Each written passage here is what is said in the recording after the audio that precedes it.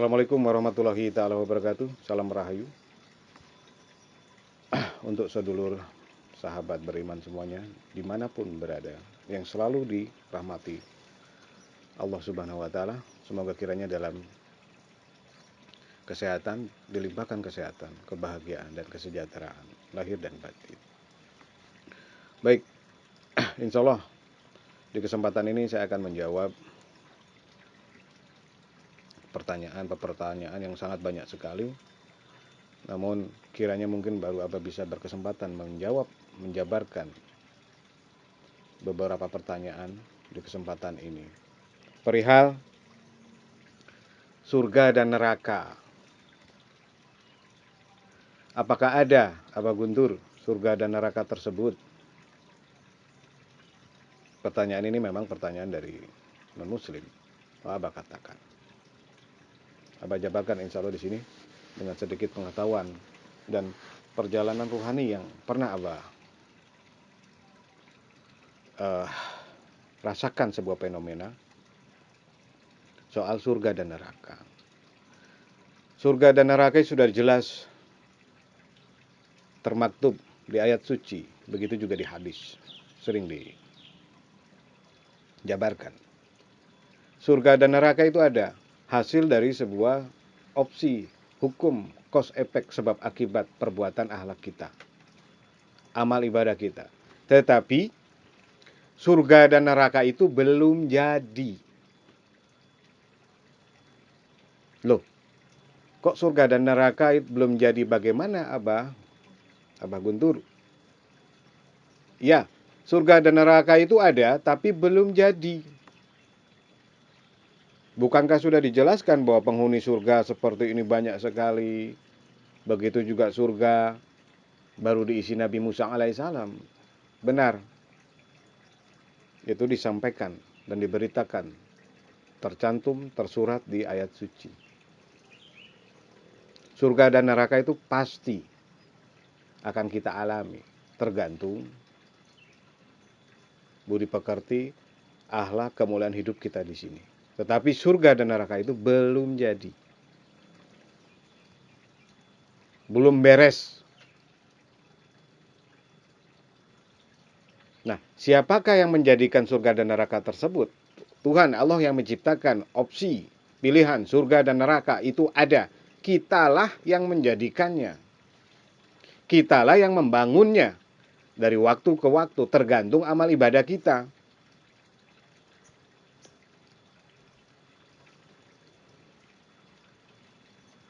Kalau hidup kita baik, amal ibadah soleh kita bagus, akhlak kita bagus, diterapkan, diimplementasikan, diaplikasikan dalam kehidupan sehari-hari. Jangan dulu kita bicara surga dan neraka di sana. Kita bicara dulu surga dan neraka di kehidupan yang nyata ini. Surga itu adalah kenikmatan. Jika akhlak kita bagus, hablum minanas kita bagus terhadap siapapun, maka kita akan mendapatkan banyak kasih sayang dari orang lain. Itu yang disebut nikmat. Kebahagiaan itulah yang disebut surga. Begitu juga sebaliknya. Jika akhlak kita, budi pekerti kita tidak baik terhadap sesama, merugikan orang lain, zolim terhadap orang lain, menganiaya orang lain, baik lisan, tindakan, tulisan, atau perbuatan, maka itulah kita akan berbalik mendapatkan efek dari amal perbuatan kita sendiri. Itulah yang akan disebut neraka, kesusahan, kesempitan. Jadi jangan dulu bicara surga yang jauh di sana, kita bicara dulu surga dan neraka di sini. Neraka itu azab. Surga itu kebahagiaan. Tergantung amal ibadah yang kita bentuk di sini. Nah, bagaimana supaya kita hidup husnul khotimah, diridhoi Allah?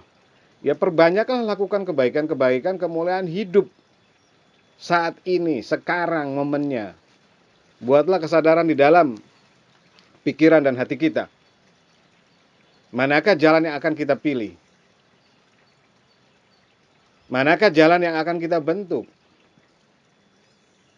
Karena apa? Pengetahuan-pengetahuan soal kebaikan dan kebenaran, kebajikan hidup ini sudah ribuan tahun usianya.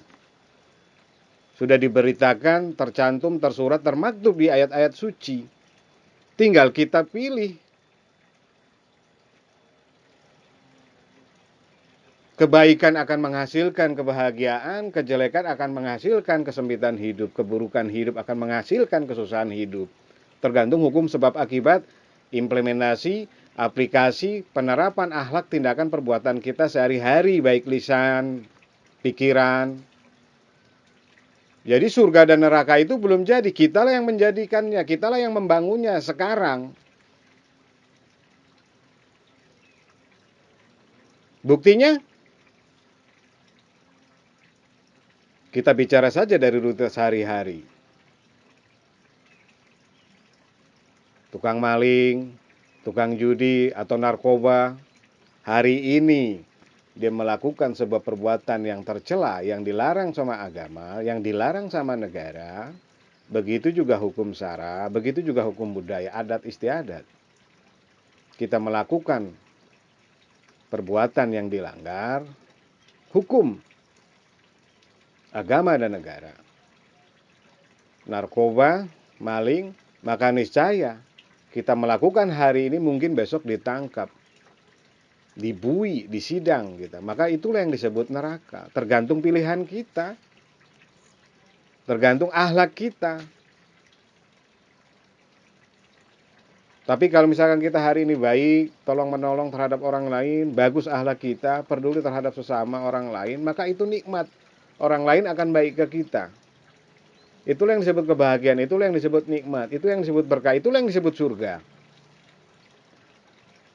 Jadi surga dan neraka itu dibentuk dari aplikasi implementasi akhlak kita, budi pekerti kita, dalam kehidupan kita sehari-hari dari waktu ke waktu. Amal soleh, amal-amal kebaikan, tinggal dipilih. Sudah jelas hukumnya, cause efek, sebab akibat. Masa depan kita dibentuk sama kita, dibentuk oleh kita. Hancurnya masa depan kehidupan kita juga dibentuk dan dipilih, dilakukan oleh kita. Jadi surga dan neraka itu belum jadi, belum selesai dibangun. Kitalah yang menjadikannya, kitalah yang membangunnya dari waktu ke waktu. Tergantung amal soleh atau amal kejelekan, amal keburukan yang kita lakukan. Sebagai manusia, insan kamil, menerapkan akhlak budi pekerti sesuai dengan tuntunan baginda Rasulullah SAW. Itulah yang akan menghasilkan ridho Allah, berkah Allah. Niscaya hidup jauh dari penyakit, jauh dari kesempitan hidup. Banyak sahabat, banyak saudara yang positif pikirannya. Akhirnya apa? Energi positif yang kita bentuk dari sebuah akhlak kebaikan hidup menghasilkan banyak energi positif di lingkungan kita. Jadi surga dan neraka di dunia ini dan surga dan neraka nanti setelah kita mengalami sebuah kematian atau meninggal, itu dibentuk hukumnya dari sini, amalnya dari sini dibawanya.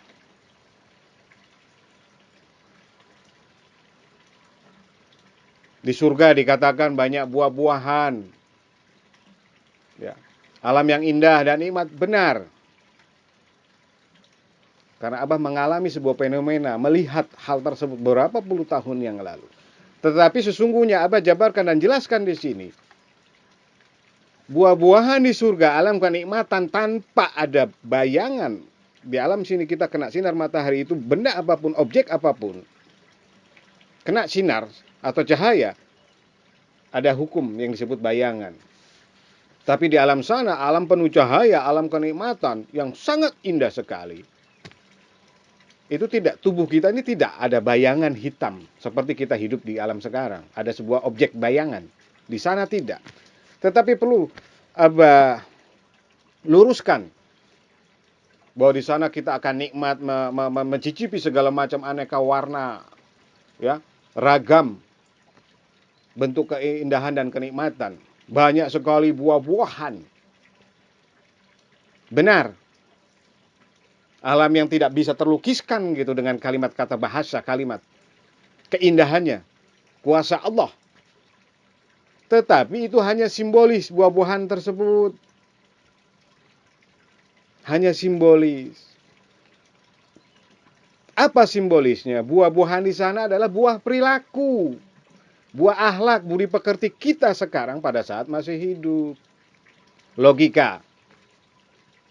Abah jabarkan. Kita menikah, berkeluarga, mempunyai anak yang lucu-lucu, baik laki-laki maupun perempuan. Nah, anak kita itu disebut buah hati.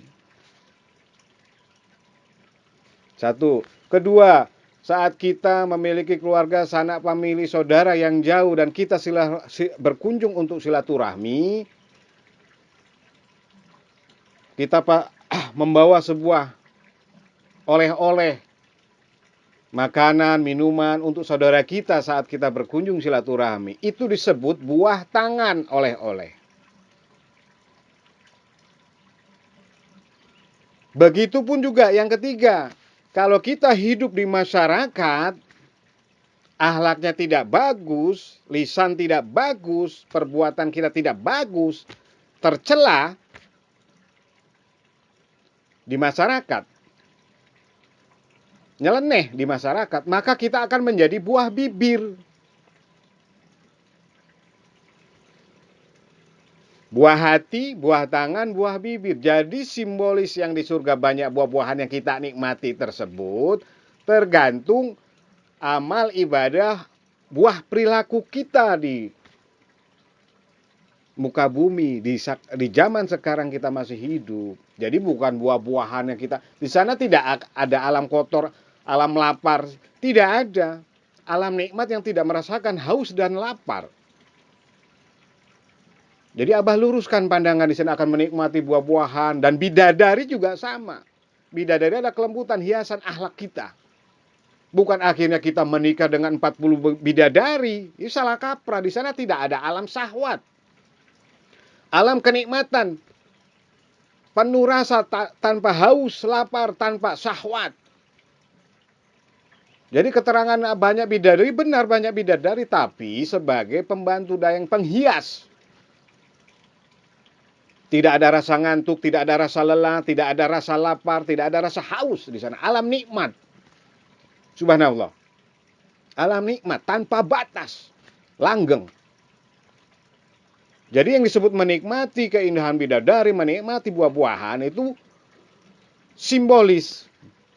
Tergantung seberapa banyak, seberapa kuat amal kebaikan hidup kita di muka bumi ini sekarang. Sebagaimana juga tadi sudah Abah jabarkan, kita berkeluarga memiliki anak-anak yang lucu dan soleh disebut buah hati. Kita berkunjung silaturahmi kepada sanak famili saudara kita yang jauh, lama tidak kita kunjungi, kita membawa oleh-oleh disebut buah tangan. Begitupun juga hidup kita tercela di masyarakat, lisan busuk, hati busuk, pikiran kotor, melakukan hal-hal yang tercela, hal-hal yang nista dilarang agama dan negara, hukum masyarakat, maka kita akan menjadi buah bibir di masyarakat. Jadi buah-buahan tersebut adalah simbolis. Buah hati, buah tangan, buah bibir. Nah, kita di surga sana adalah buah-buahan dari akhlak perilaku kita, kemuliaan hidup kita di dunia ini, yang kita bawa nanti. Itu yang disebut terdapatnya buah-buahan di surga. Tapi juga Abah luruskan, di sana tidak ada memiliki rasa haus, rasa lapar, dan yang lain-lain, terlebih syahwat. Kawin dengan bidadari, terlalu jorok, terlalu kotor pikiran kita. Itu simbolis kita di sini. Tergantung akhlak perbuatan kita sehari-hari, amal soleh kita sebaik apa, sebagus apa terhadap sesama. Memuliakan sesama. Manusia layak dimuliakan dan memuliakan manusia. Itulah yang disebut surga dan neraka sesungguhnya.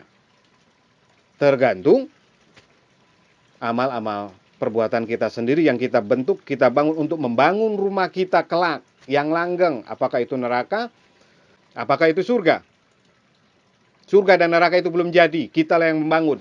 Kitalah yang membuatnya. Tergantung amal ibadah kita di sini. Amal kebaikan atau amal keburukan yang kita bentuk dari hari ke hari.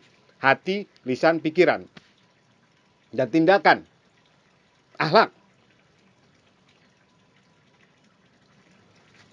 Neraka bukan tempatnya untuk saja ahli pendosa, begitu juga surga bukan tempatnya saja untuk ahli ibadah.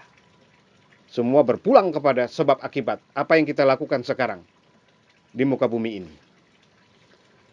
Sahabat beriman, sedulur semuanya yang selalu dimuliakan Allah Subhanahu wa taala dimanapun berada, kiranya sepintas atau garis besar pandangan, pengetahuan yang Abah miliki soal menjawab surga dan neraka yang Abah katakan tadi di awal, surga dan neraka itu belum jadi. Kitalah yang menjadikannya, kitalah yang membangunnya sekarang.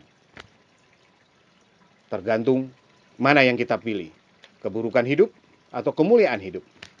Demikian, mohon maaf jika ada salah tutur kata, tidak ada gading yang tidak retak, begitu juga Abah pribadi. Semua kita di sini sedang sama-sama belajar untuk menjadi lebih baik, untuk hijrah menjadi lebih baik dan benar. Belajar berproses dari waktu ke waktu. Karena manusia tidak ada yang sempurna, kesempurnaan itu hanya milik Allah Subhanahu wa taala. Amin ya rabbal alamin. Mudah-mudahan kita selalu diberikan keberkahan, karunia anugerah berlimpah dari waktu ke waktu. Assalamualaikum warahmatullahi taala wabarakatuh. Salam rahayu.